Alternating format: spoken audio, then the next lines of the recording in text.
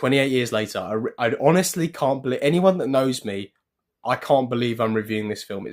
It's mental to me. It's probably my favourite old film in terms of films that are like, I wanted to come back. It's my most anticipated legacy sequel ever. Definitely. I think you can call it a legacy sequel after 25 years or so. So I'm going to go with that. It was interesting. I think when you look back at the 28 Days Later and 28 Weeks Later films, even if you just judge them from their openings and how you feel from the get-go, all I remember is pure abject terror. I felt nothing but anguish watching 28 Weeks Later, the opening of that, and it gave me nightmares for weeks. I was probably 10 to 12 years old, too young to watch a horror film, but it made me appreciate just how impactful horror films could be. So I just couldn't wait for this film. I was constantly seeing these teasers saying it was coming back, and I was like, I just don't want to believe it because I don't want to be hurt.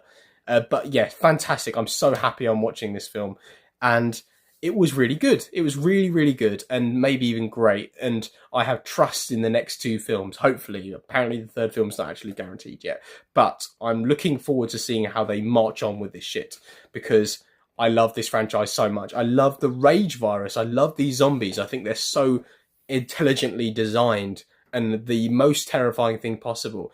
And a lot of those foundations have been built on the previous films, not this one. I think the scenes like in the tunnel and the opening of 28 Weeks Later, I think that's the ones that made me fear these things the most. And so I came into this film thinking I would have liked to be a little bit more terrified. I remember thinking there were loads and loads of scenes that were very, very tense, like white knuckle hot, like on the edge of your seat stuff. But when I go to watch a horror, like an absolute horror, I want to kind of be in the balance of pure adrenaline and genuinely wishing I wasn't there. That's my sweet spot when it comes to horror films. And I can't say that I was incredibly scared watching this film, and I thought that was a shame. And you know what? There's plenty left to go with the next two films, so hopefully it does do that. It does seem like, and people were already shouting at me saying I missed the point. This was about build-up, world-building, family, showing us how the world has changed. And I grant you, yeah, there was a lot of that, and I thought it was actually very, very good. And I also thought Jodie Comer and her whole arc was very, very, very good.